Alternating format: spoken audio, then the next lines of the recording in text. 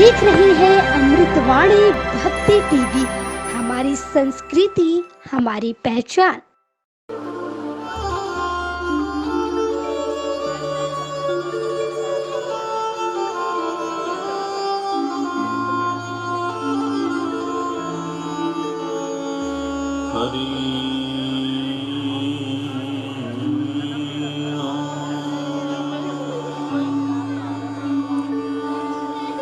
स्वस्ति श्री गणेशाय नमः।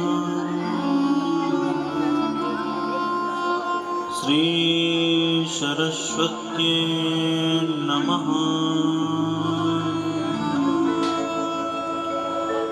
श्री सद्गुरुचरण कमलेभ्यो नमः।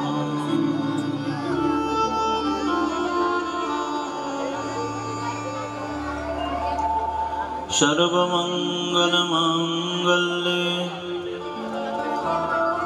शिवे सर्वार्थसाधिके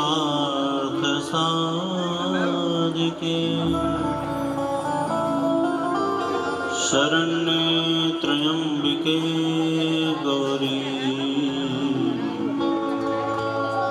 नारायणी नमोस्तुते।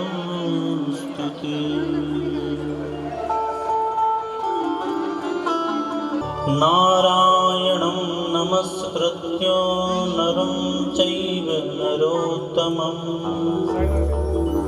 देवीं सरस्वतीं व्यासं ततो जयमुदीरयेत्।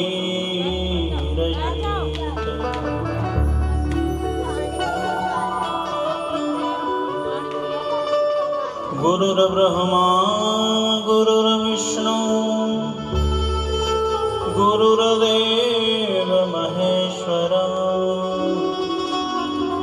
गुरुर्साक्षात् परब्रह्म तस्मै श्री गुरुवे नमः।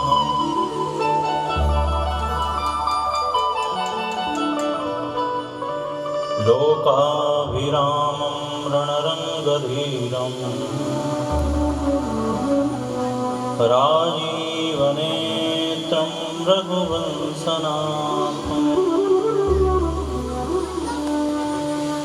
कारुण्यरूपं करुणातरन्तं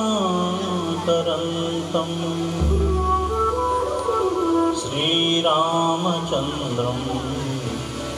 शरणं प्रपद्ये।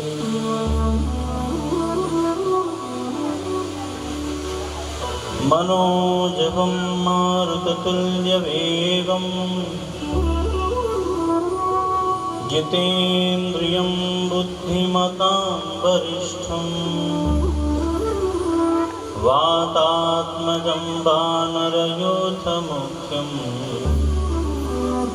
श्रीरामदूतं शरणं प्रपद्ये।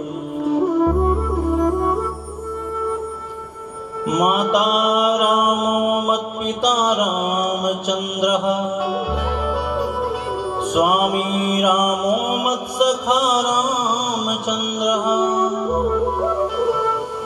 सर्वस्वं मे रामचन्द्रो दयालु नान्यं जाने नैव जाने न जाने। या देवी सर्वभूतेषु मातृरूपेण संस्थिता नमस्तस्यै नमस्तस्यै नमस्तस्यै नमो नमः।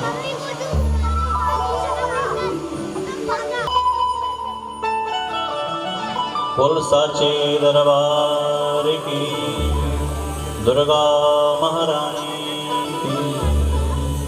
श्रीमद्देवी भागवत महापुराण की जय जय। श्री राधे श्याम। अनंतानंत कोटि ब्रह्मांड नायिका परात्परा परब्रह्म परमेश्वरी अकारण करुणा वरुणालया भक्तवांछा कल्पतरु जगदम्बा महाकाली महालक्ष्मी महासरस्वती त्रिगुणात्मा पराम्बा पराशक्ति माँ ललिताम्बा त्रिपुराम्बा माँ की बांगमय प्रतिमूर्ति श्रीमद देवी भागवत महापुराण अनंत बलवंत शक्ति संपन्न राम कथा के परम रसिक श्री हनुमान जी महाराज श्री श्री गुरुदेव भगवान के चरणों में दंडवत प्रणाम। कथा प्रांगण में पधारे हुए सभी रसिक श्रोता बंधुओं भक्तिमती माताएं एवं बहनें आप सबको ब्रह्म स्वरूप मानते हुए व्यासपीठ से मैं आप सबको वंदन करता हूँ, सबको प्रणाम करता हूँ। आइए कथा में प्रवेश करें। बोल सांचे दरबार की जय जय जय श्री राम।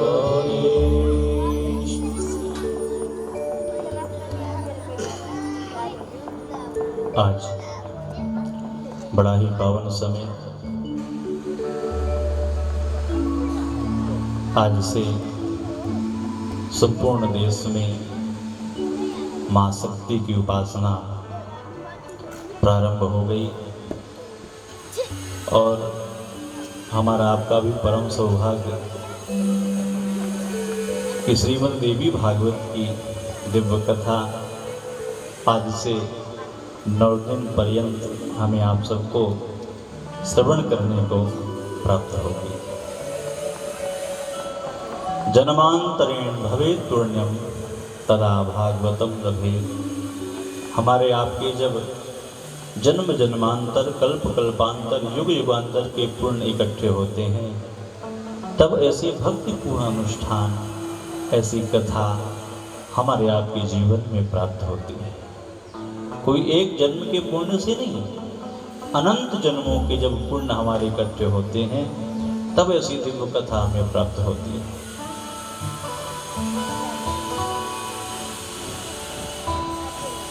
नवरात्रियों में देवी भागवत की कथा यदि श्रवण करने को मिल जाए तो ये तो सोने में सुहागे जैसा है।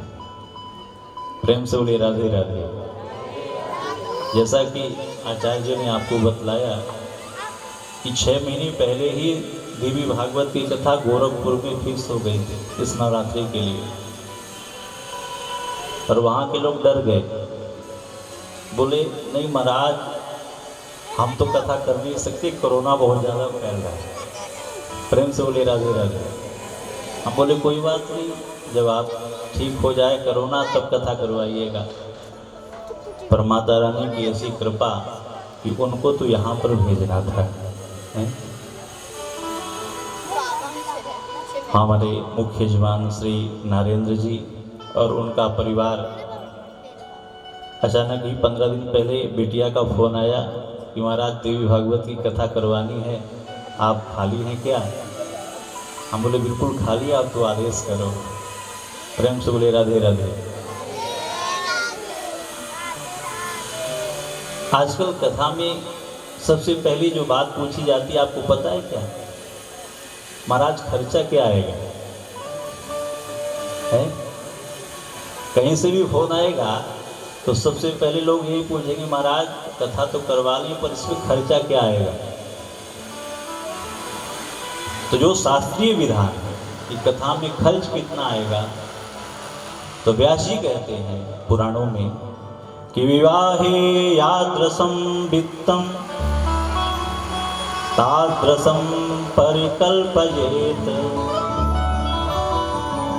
जितना खर्च एक बेटी के विवाह में होता है उतना ही खर्च एक कथा सुनने में होता है। मैं कोई अपनी तरफ से नहीं कह रहा। विवाहे यादृशं वित्तम तादृशं परिकल्पयेत। जितना खर्च एक बेटी के विवाह में होवे उतना ही खर्च एक कथा सुनने में होता है। मैंने कहा कि कोई बात नहीं, आपकी कथा हो जाएगी। और जिसको कथा करानी होती है ना, रात में बात हुई और सुबह ही नारायण जी परिवार से ही पहुँच गए वृंदावन। और कथा फिक्स हो गई। पूरा परिवार पूरे मनोयोग से लगा हुआ है। महाराज कथा की तैयारी करने में लोगों को तो 6-6 महीने लगते हैं, और यहाँ तो 15 दिनों में उन्होंने पूरी तैयारी कर ली, पूरी व्यवस्था कर ली। तो व्यासपीठ से नरेंद्र जी को, पूरे परिवार को कोटि सा धन्यवाद और आशीर्वाद भी है। ये संसार शक्ति से ही चलता है। आंखों में देखने की शक्ति उन्हीं माँ से मिलती है, कानों में सुनने की शक्ति उन्हीं माँ से मिलती है। यदि आपको कोई कहे कि भैया ऐसा काम कर लो, तो आप ये नहीं कहोगे कि हमारे अंदर ब्रह्मा नहीं है, कि हमारे अंदर विष्णु नहीं है, कि हमारे अंदर शिव जी नहीं है। ये नहीं कहोगे। आप क्या कहोगे? हमारे अंदर शक्ति नहीं है, हम ये काम कर नहीं सकते हैं। तो ये सारा संसार ही शक्ति से चलता है। ब्रह्म भी शक्ति के बिना अधूरा है प्यारे, अधूरा है। ये देवी भागवत की जो कथा है, व्यास जी की सबसे प्रिय रचना है, सबसे प्रिय रचना है। 5वां पुराण वेद व्यास जी ने देवी भागवत का लिखा। वैसे तो 18 पुराणों की रचना व्यास जी ने की, पर सब पुराण व्यास जी ने सब शिष्यों को बांट दिए, सबको बांट दिया, पर देवी भागवत उन्होंने किसी को नहीं दिया। तो एक बात विचारनी है कि जो वस्तु, जो चीज हमें सबसे ज्यादा प्रिय होती है ना, उसे हम किसी को देना पसंद नहीं करते। हाँ जी कि ना जी? उसे हम अपने पास ही संभाल के रखते। नहीं नहीं, ये तो हमारे पास ही रहे, बाकी तो हमने सबको बांट ही दिया है। जैसे किसी को कोई गाड़ी बहुत पसंद है, तो और जितनी भी गाड़ियां हैं, कोई बेटा को दे दिया, बेटी को दे दिया, बहू को दे दिया, सबको दे दिया, पर जो सबसे ज्यादा पसंद है उसे अपने पास ही रखता है। नहीं, ये तो मुझे सबसे ज्यादा प्रिय है। तो व्यास जी ने जितने भी पुराण रचे सब शिष्यों को दे दिया, सबको सुना दिया, पर देवी भागवत उन्होंने अपने पास ही रखी, उन्होंने किसी को नहीं दिया।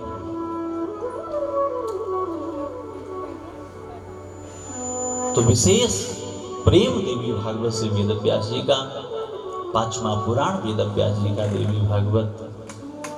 और बंधुओं, कहां तक कहा जाए?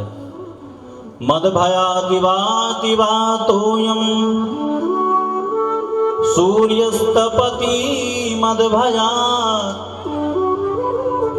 बरसतीन्द्रोद्यः तग्निः मृत्युश्चरति मदभया। यह संसार केवल और केवल शक्ति से चलता है। जितने भी देवता हैं, सबके पास कोई ना कोई शक्ति है। कृष्ण जी के पास राधा शक्ति, राम जी के पास सीता शक्ति, शंकर जी के पास गौरी शक्ति, ब्रह्मा जी के पास ब्रह्माणी, विष्णु जी के पास लक्ष्मी जी। और एक बात और आपने हमेशा देखी होगी कि किसी भी देवता का नाम लेने से पहले हम शक्ति का नाम लेते हैं। हाँ जी कि ना जी? जैसे राधे श्याम, सीताराम, गौरी शंकर, तो पहले शक्ति का, फिर देवता का। तो शक्ति के बिना ये संसार अधूरा है प्यारे। एक कथा याद आई, जब कालिदास जी इतने मूर्ख थे बंधुओं। ये कथा आपको सुना दूं, फिर कथा में प्रवेश करेंगे। कालिदास जी इतने मूर्ख थे कि जिस डाली पे बैठे थे उसी डाली को काट रहे थे, और नीचे से नदी बह रही थी। प्रेम से उड़े राधे राधे। इतना बड़ा मूर्ख तो आपने देखा नहीं होगा। लोगों ने कहा, क्यों? आप जिस डाली पे बैठे हो उसी डाली को काट रहे हो, आपको पता नहीं कि आप गिर जाओगे। कालिदास जी ने कहा, सुनो, हम इसलिए इसी डाली में बैठकर इसी डाली को काट रहे हैं कि डाली के साथ ही नीचे चले आएंगे, कोई चोर उचक्का लेके भाग ना जाए। दिमाग तो बहुत बढ़िया लगाया उन्होंने, पर उन्हें पता नहीं कि जब गिरेंगी तो क्या होने वाला है। विद्योत्तमा राजा की बेटी राजकुमारी परम विद्वान थी। उसका विवाह सुनिश्चित हुआ और विवाह में यह शर्त रख दी गई कि जो भी विद्वान व्यक्ति विद्योत्तमा को शास्त्रार्थ में हराएगा उसके साथ उसका विवाह कर दिया जाएगा। प्रेम से बोले राधे राधे। बड़े बड़े विद्वान इकट्ठे हुए बंधुओं, पर विद्योत्तमा इतनी विद्वान थी कि सबको उसने हरा दिया। ब्राह्मण लोग निराश होकर के वापस हो गए, पर ब्राह्मणों को बड़ा दुख हुआ, बड़ा कष्ट हुआ और बड़ी ईर्षा हुई विद्योत्तमा से।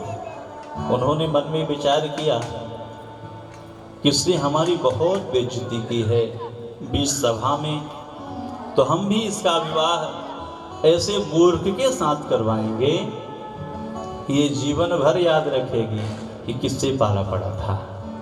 तो जब ब्राह्मण लोग मूर्ख ढूंढने के लिए निकले तो कालिदास ही मिल गए। डाली पर बैठे हुए थे और जिस डाली पे बैठे थे उसी डाली को काट रहे थे। ब्राह्मणों ने मन में विचार किया कि इससे बड़ा मूर्ख तो संसार में कोई हो नहीं सकता है। पास में बुलाया, कालिदास जी भागे भागे आए। ब्राह्मणों ने कहा विवाह करोगे? कालिदास ने तुरंत हाँ कर दी। पर ब्याह के लड्डू ऐसे हैं बंधुओं, जो खावे वो भी पछतावे और जो न खावे वो भी पछतावे। कालिदास जी के भी मन में बड़ा लड्डू फूल रहा था ब्याह करने का। जब ब्राह्मणों ने कहा कि विवाह करोगे, यहाँ की राजकुमारी से विवाह करवा देंगे, तो कालिदास ने तुरंत हाँ कर दी। ब्राह्मणों ने कहा एक काम करना, सभा में कुछ बोलना नहीं, मौनी बाबा बन के रहना और तुम्हारा विवाह हम करवा देंगे, ये हमारी गारंटी है। कालिदास को लेकर के ब्राह्मण लोग आज सभा में पहुंचे। ब्राह्मणों ने कहा महाराज ये परम विद्वान, ये आपकी बेटी से शास्त्रार्थ करेंगे, पर हां एक समस्या है। कौन सी समस्या? इस समय ये मौनी बाबा बने हुए हैं, मौन व्रत धारण किए हुए हैं, ये मौन है, बोलते नहीं है। तो जो भी प्रश्न उत्तर हो वो इशारे पे हों। आप इशारा करके प्रश्न पूछिए और ये इशारे पे ही जवाब देंगे। परम से बोले राधे राधे। विद्योत्तमा ने स्वीकार कर लिया, शास्त्रार्थ प्रारंभ हुआ। विद्योत्तमा ने प्रश्न किया, विद्योत्तमा ने एक उंगली दिखाई। विद्योत्तमा का प्रश्न इशारे का, उसने एक उंगली दिखाई। अब कालिदास को जवाब देना था, तो कालिदास ने मन में विचार किया कि एक उंगली दिखा रही है। ओहो, मैं समझ गया, ये स्त्री है और ये मेरी एक आंख फोड़ना चाहती है। तो कालिदास ने मन में विचार किया, यदि ये मेरी एक आंख फोड़ेगी तो मैं इसकी दोनों आंख फोड़ दूंगा। उन्होंने तुरंत दो उंगली दिखा दी। विद्योत्तमा ने कहा कि इन्होंने क्या जवाब दिया है? ब्राह्मणों ने पूछा आपने एक उंगली क्यों दिखाई? विद्योत्तमा ने कहा एको ब्रह्म द्वितीयो नास्ति। मेरा प्रश्न ये है कि ब्रह्म एक है, दूसरा नहीं। इन्होंने दो उंगली क्यों दिखाई? ब्राह्मणों ने तुरंत काट कर दी। इन्होंने दो उंगली इसलिए दिखाई कि आपका प्रश्न ठीक है, ब्रह्म एक है, पर दो उंगली दिखाने का अर्थ कि वो ब्रह्म शक्ति के बिना अधूरा है। अंत तो गत्वा ब्राह्मणों ने कालिदास को शास्त्रार्थ में जिता दिया और कालिदास का विवाह परम विद्वान विद्योत्तमा के साथ हो गया। पहली ही मिलन मंडप की रात थी। देखिए मां की कैसी कृपा होती है। पहली ही मिलन मंडप की रात थी बंधुओं। दोनों अट्टालिका पर थे। विद्योत्तमा तो बहुत प्रसन्न थी कि मेरा विवाह तो परम विद्वान के साथ हो गया। संसार के विद्वानों को मैंने हरा दिया, पर मुझे हराने वाला ये तो परम विद्वान है, परम ज्ञानी है। रात्रि का समय रहा होगा, अचानक ऊंट बोलने लगे। ऊंटों की बोलने की आवाज आने लगी। तो विद्योत्तमा ने पूछा, क्योंकि परम विद्वान थी तो उसने संस्कृत में ही पूछा, कोयम वदति, ये कौन बोल रहा है? तो कालिदास जी ने मन में विचार किया कि मैं भी संस्कृत में ही जवाब दे दूं, जबकि शुद्ध बोलना भी नहीं आता था। तो ऊंट ना कह के उट्र उट्र, ये उट्र बोल रहा है। विद्योत्तमा को समझने में देर नहीं लगी। यो हो, ये तो महान मूर्ख है, इससे तो शुद्ध ऊंट कहते हुए नहीं बन रहा। मेरा विवाह तो महान मूर्ख के साथ हो गया। ब्राह्मणों ने मेरे साथ बड़ा छल किया है, उसे बड़ा क्रोध आया और ऊपर से आज विद्योत्तमा ने कालिदास को जोर से धक्का मारा। कालिदास जी नीचे गिरे। नीचे काली का मंदिर था। दोनों दांतों के मध्य में जीवा आई गिरते समय, और वो जीवा कट के काली के चरणों पर गिर पड़ी और महाकाली वहां पर प्रकट हो जाती है। पराम्बा मां भगवती काली को जब कालिदास ने देखा, चरणों में गिर पड़े। मां प्रसन्न हो गई। बोल कालिदास, तुझे क्या चाहिए, बता। जीभ तो थी नहीं, जीवा कट चुकी थी, मां के चरणों पर पड़ी थी। तो कालिदास ने मन में विचार किया कि मां ये पूछ रही हैं कि तेरी ये हालत किसने की है। तो कालिदास विद्योत्तमा का नाम लेना चाहते थे। वी वी वी ऐसा शब्द मुख से निकल रहा था, पूरा नाम नहीं निकल रहा था। मां ने विचार किया शायद ये विद्या चाहता है, आशीर्वाद दे दिया। और महाराज वहीं से कालिदास जी सीधे बनारस गए, और जब लौट के आए तो इतने परम विद्वान हो गए कालिदास, इतने परम विद्वान कि जब द्वार पर आए तो जो विद्योत्तमा थी वो परम विद्वान थी। पतिव्रत धर्म का पालन करते हुए घर में निवास कर रही थी। आज जब कालिदास ने द्वार से आवाज लगाई तो विद्योत्तमा दौड़ती हुई आई, और जब द्वार खोला सामने कालिदास को देखा तो मुस्कुराने लगी, चरणों में गिर पड़ी। वाह स्वामी, एक वो दिन था कि आपसे शुद्ध ऊंट कहते नहीं बन रहा था, और आज वो दिन है कि आपकी वाणी में निखार आ गया है। आप देख रहे हैं अमृतवाणी भक्ति टीवी, हमारी संस्कृति हमारी पहचान।